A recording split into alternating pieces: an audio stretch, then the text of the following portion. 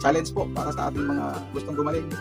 Ito na po yung malunggay with 1 glass of water, lemon, and luyang dilaw. Para sa good health, para kung gumaling tayo, susubukan natin to. Wala pong masama. Basta advice ng mga kilalang galing sa herbalist. Try natin. Kahit na medyo ibang amoy, subok ulit.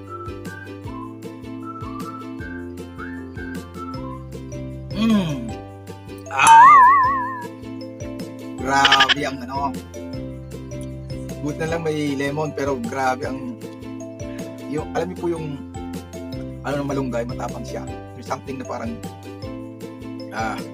may pumapasok sa ano mo na hindi ganun medyo matapang pero ubusin natin to. Sarap yan.